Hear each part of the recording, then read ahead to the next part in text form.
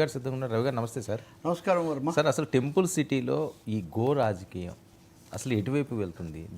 ఎందుకు ఇంత భక్తుల మనోభావాలు ఇబ్బంది పడే విధంగా వరుసగా జరుగుతున్న సంఘటనలు? మీరు చేశారని వీళ్ళు అంటారు, దానా సరిగ్గా ఇవ్వలేదంటారు, గతంలో మందులు సరిగ్గా ఇవ్వలేదంటారు, మీ హయాంలోనే అప్పుడు జరిగినవి ఆ జబ్బులు వచ్చినాయి కాబట్టి ఈరోజు ఆవులు చనిపోయినాయి అని చెప్పి కూటమి వాళ్ళు మాట్లాడే పరిస్థితి, అసలు మీకు చేత కావటం లేదని చెప్పి వీళ్ళు మాట్లాడే పరిస్థితి. సరే, అసలు తిరుపతి ఎందుకు ఏర్పడిందంటే శ్రీదేవి భూదేవి ఇద్దరు కూడా చాలా భీకరంగా కలహించుకుంటూ వాళ్ళిద్దరు ఘర్షణ పడుతుంటే ఆ మధ్యలో ఉన్న శ్రీనివాసుడు భరించలేక శిలగా మారిపోయాడని. అది కదా ఇతిహాసం. ఇప్పుడు దాదాపు అలాగే ఉంది తిరుపతిలో పరిస్థితి. అక్కడ ఏది వచ్చినా కానీ అది చివరికి ఒక రణరంగానికి దారితీస్తుంది. దీనికి గోవిందుడికి కానీ, గోవిందుడి భక్తులకు కానీ, మతాలకు కానీ, లేదా ఇదేదో సనాతన రేస్ ఒకటి జరుగుతున్నట్టుగా ఉంది తిరుపతిలో. ఈ సనాతన రేస్లో ఎవరు ఫస్ట్, ఎవరు లాస్ట్, అంటే లాస్ట్ ఎల్ఓఎస్ట్, ఎవరు ఓడిపోయారు అన్న పద్ధతిలో జరుగుతున్నట్టుగా ఉంది. ఇప్పుడు లడ్డు దగ్గర నుంచి మొదలైంది. అంతకుముందు పింక్ డైమండ్లు, అంతకుముందు డాలర్ శేషాద్రులు, అంతకుముందు రమణ దీక్షితులు అవన్నీ పక్కన పెట్టండి. ఆ గోవులు చనిపోయాయి అని అదివరకు చైర్మన్గా ఉన్నాయన, శాసనసభ్యుడిగా ఉన్నాయన ఏవో చెప్పాడు, ఒక ఆరోపణ, ఏవో కొన్ని ఫోటోలు పెట్టాడు.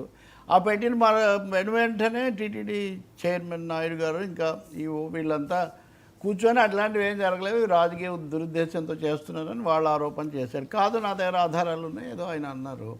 నన్ను అడిగితే దాన్ని విచారిస్తాము, గోవులు అంటే మాకు కూడా గౌరవమే, ఇలాంటివి ఏమన్నా మళ్ళీ జరగకుండా చూసుకుంటామని ఒక మాట చెప్పుంటే నిజానికి సరిపోయేది. కాదు, మీ హయాంలోనే చనిపోయాయి, మీ హయాంలోనే వీళ్ళు మొదలుపెట్టారు.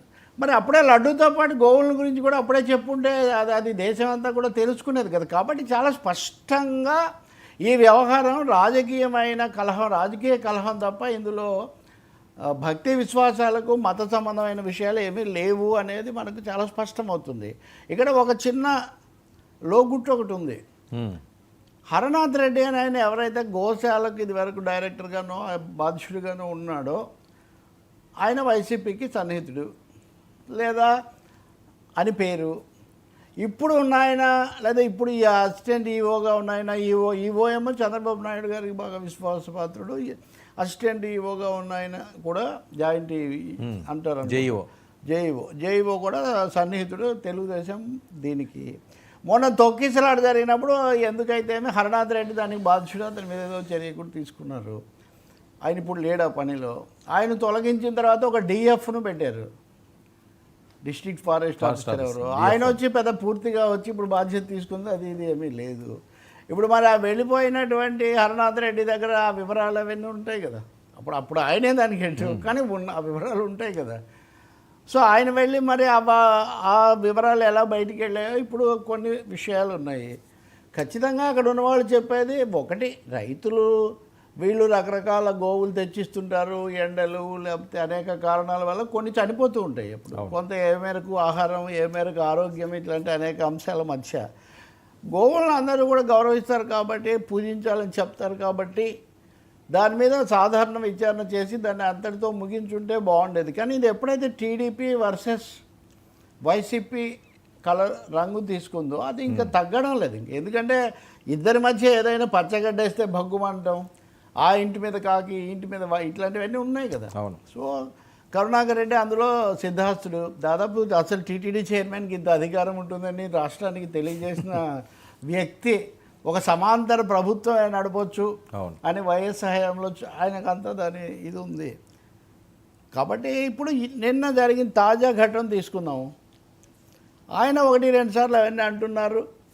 పల్లా శ్రీనివాసులు గారు రాష్ట్ర తెలుగుదేశం అధ్యక్షుడు, శాసనసభ్యుడు, కొంచెం ఆయన అధికారిక ట్విట్టర్లో మీరు వచ్చి విచారించుకోండి, ఊరికనే మాట్లాడడం కాదు అని ఏదో పెట్టాడు. సవాల్ విసురుతున్నామని. నేను మీ సవాల్ స్వీకరిస్తున్నాను అన్నాడు. సో రాయల్గా సవాల్ ఇద్దరు కూడా స్వీకరించుకొని దాని ప్రకారం వెళ్ళి ఉంటే చాలా బాగుండేది. సరే, ఈ లోపల మా మిత్రుడు నారాయణ గారు కూడా వెళ్ళి చూసి ఇక్కడ ఏం లేదా, అంత బాగానే ఉంది, ఆయన చెప్పేది ఆయన చెప్పారనుకోండి. దాన్ని నారాయణ గారితో నాకు పేచి ఎందుకు వెళ్ళారు, ఆయనకు ఆసక్తి, ఆయన పైగా చిత్తూరు జిల్లా వాస్తవ్యుడు కాబట్టి వెళ్ళి ఉండొచ్చు. కాబట్టి ఇప్పుడు ఈయనేమంటాడు, మీరే రమ్మన్నారు నేను వస్తానంటే అడ్డుకుంటున్నారు. మీరే కదా రమ్మన్నారు. ఆ రాష్ట్ర అధ్యక్షుడు అధికారిక ట్విట్టర్లో పెట్టి రమ్మంటే నేను వస్తే మీరు ఎలా ఆపుతారు అని.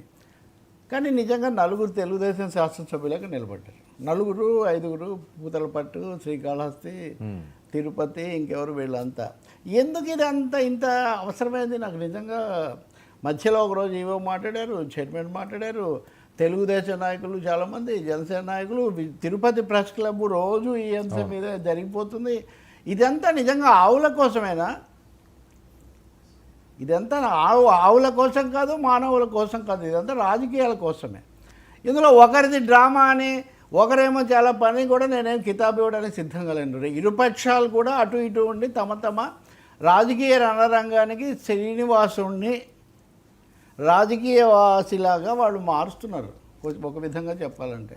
సో ఈ రొంపిలోకి, రాజకీయాల రొంపిలోకి లాగకండి అని మనం చెప్పాలి. ఏవో అవకతవకలు జరిగాయి, అవినీతి జరిగిందంటే అదొక తీరు. కానీ రోజు రణరంగం అయితే ఏంటంటే, నేను ఇందాకే వస్తూ వార్తలు చదువుతున్నా, స్టోరీ అక్కడ ఈ ఆధ్యాత్మిక విషయాలు లేకపోతే పూజాధికాలు చూసేవాళ్ళు దిగులు పడుతున్నారంట. స్వామివారిని రాత్రి 2 గంటల వరకు కూడా చూస్తున్నారు. అందువల్ల స్వామివారికి విశ్రాంతి కరువు అవుతుంది. ఏ సమయంలో ఆయన పవళింపు సేవ ఇదంతా కూడా చేయాలి కదా, మళ్ళీ పొద్దున్నే సుప్రభాతం పాడాలి. కాబట్టి స్వామివారికి కొంత విశ్రాంతి ఎలా కల్పించాలని, ఈ రాజకీయాలు కనుక ఆపేస్తే స్వామివారికి కావాల్సినంత విశ్రాంతి, సగం విశ్రాంతి అక్కడే లభిస్తుంది. ఈరోజు జరిగిన ఉదయం నేను ఎస్పీ గారు మాట్లాడుతుంటే కూడా విన్నాను. అంటే నేను ఫ్యాక్చువల్గా చెప్తున్నా, ఎందుకంటే మనకు 2 వెర్షన్స్ తప్ప ఒక వెర్షన్ 2 వెర్షన్ వచ్చే అవకాశం లేదు. కాబట్టి వాళ్ళు ఇది చెప్పరు, వీళ్ళు ఇది చెప్పరు. కాబట్టి ఆయన ఏమని చెప్తున్నాడు, ఆయన కొంతమంది మనుషులతో వచ్చారు, ఇక్కడ వీళ్ళు కూడా ఉన్నారు, తన వ్యక్తిగత భద్రతా సిబ్బందితో మటుకే రమ్మని అంటున్నారు. ఎంతమంది ఉన్నారు సార్ అని అడిగారు మీడియా వాళ్ళు. 20 మంది దాకా ఉన్నారు అని. మళ్ళీ అంతలోనే 30-40 మంది దాకా ఉంటే 20 నుంచి 40 వరకు అంటే దాదాపు డబల్. అంటే పోలీసులకు కూడా అది తొక్కిసలాట అయినా అది ఇంకోటైనా ఒక ఇబ్బందిగా మారిపోతుంది. దేన్ని ఎక్కడ ఆపాలి ఇదంతా కూడా. ఇంకా తర్వాత ఈ లోపల ఆయన కుమారుని అరెస్ట్ చేసినట్టున్నారు. చాలా రోజుల తర్వాత తెలుగుదేశం పార్టీ వ్యూహరహితంగా కొంచెం తడబాటుకు గురైనందువల్ల కావచ్చు, భూమన్ కరుణాకర్ రెడ్డి కానీ, రోజా కానీ ఇటువంటి వాళ్ళు సూటిగా ఏం జరుగుతుందని అడిగే పరిస్థితి వచ్చింది. నేను అంటాను ఇప్పటికే, మీ ఇందాక వస్తుంటే మటుకు మళ్ళీ మీరు రండి అని పిలిచారని చెప్తున్నారు. ఈ లోపల స్థానిక ఎంపీ వైసీపీ కాబట్టి, ఎంపీకి ప్రోటోకాల్ ఉంటుంది కాబట్టి ఆయన నేను తీసుకొస్తానని ఆయన చెప్తున్నారు. కాబట్టి ఇప్పటికైనా అందరూ వెళ్ళి గోశాలను చూడండి. స్వామివారి ఆలయం యొక్క ప్రశాంతతను, పరిశుభ్రతను, అలాగే ఆవుల యొక్క రక్షణను కాపాడడానికి ఏం చర్యలు తీసుకోవాలి అవి తీసుకోండి. ఇంకా ఎడతెగకుండా మీరంటే మీరు, మేమంటే మేము, సై అంటే సై అక్కర్లేదండి. ప్రపంచాన్నంతా రక్షించేస్తాడు అని నమ్మేటటువంటి దేవుడు, లేకపోతే గోమాత, వాటి గురించి రాజకీయాలు వీధుల్లో ఘర్షణలు పడాల్సిన అవసరం లేదు. ఒకరినొకరు అడ్డుకోవాల్సిన అవసరం కూడా లేదు. రమ్మని చూశాకంటే మాట్లాడుకోవట్లేదా? నేను ఇది కూడా అడుగుతున్నా వర్మ. సమన్వయ లోపం ఏదైనా వెన్నాడుతూ ఉందా? తిరుమల తిరుపతి వ్యవహారాలను, రాజకీయ నిర్ణయాలను సమన్వయ లోపం ఎందుకు వెన్నాడుతూ ఉంది? ఎగ్జిక్యూటివ్ ఆఫీసర్ మామూలుగా ఈవో అండి, చైర్మన్ ఉన్న ఈవో కూడా ముఖ్య పాత్ర తీసుకుంటారు. కానీ ఈవో కూడా ఒక విధంగా ఉక్కిరిబిక్కిరి అవుతున్నారు వీటి మధ్యలో అని చాలామంది మిత్రులు ఉంటారు కదా, భక్తులు, వస్తున్న సమాచారం. కాబట్టి ఈ ఘటనను పరాకాష్ఠగా తీసుకొని లడ్డూతో మొదలైనటువంటి రణరంగాన్ని గో రాజకీయంతోన ముగింపు చేస్తే, నేను ఇందాక చెప్పినట్టు పండితులు ఆకాంక్షిస్తున్నట్టు, భక్తులు కోరుకుంటున్నట్టు స్వామివారికి కొంచెం పవలింపు సేవ ప్రశాంతంగా పొందే అవకాశం లభిస్తుంది. That's what I say. ఉద్యోగులు ఉన్నారు, ఉదాహరణకు గోశాలలు అన్ని చోట్ల, వాళ్ళేమే. ఇంకోటి కూడా ఉంది, వాటి కేటాయింపులనండి, ఆరోగ్య రక్షణకు తీసుకోవాల్సిన చర్యలు అనండి. ముందు ఒకరు నియమించండి, మొదట అక్కడ ఒక బాధ్యుని ఖచ్చితంగా నియమించి. అవును, ఇప్పుడే వాళ్ళ హయాంలో జరిగిందని ఇప్పుడు వీళ్ళు అంటుంటే, వీళ్ళు వచ్చాక జరిగింది. ఫోటోలు అయితే ఉన్నాయంట ఆయన దగ్గర. అది కూడా మీడియా మిత్రులు చెప్తున్నారు, ఫోటోలు నెంబర్లు ఏవో ఉన్నాయి. వాటిని వాళ్ళు కూర్చొని చూసుకుంటే అయిపోతుంది కదా. కాబట్టి ఈ కథ, ఈ రాజకీయ ఘర్షణ ఎక్కడో చోట ముగించాల్సిన అవసరం ఉంది. మిగిలిన చోట్ల రాజకీయానికి తిరుమల కొండ మీద రాజకీయ గర్కు తేడా ఉంటుందనే వాస్తవాన్ని ఈ ప్రధానమైన పార్టీలు తెలుసుకోవాలి. తెలుసుకోవాల్సిన అవసరం ఉంది అని కూడా నేను మనవి చేస్తున్నాను. సార్ మిగతా చోట్ల వేరు, అవును, ఇక్కడ వేరు. ఈ మధ్యలో మళ్ళీ ఆమె వెళ్ళారు, ఆమె తలనీళ్ళు ఇచ్చారు, దాని మీద అదొక కూడా అనుకోకుండా ఈ సమయంలోనే వచ్చింది. ఇప్పుడు ఈ అంశం రాకపోతే దాని మీద ఏం జరిగి ఉండేదో మనకు తెలీదు.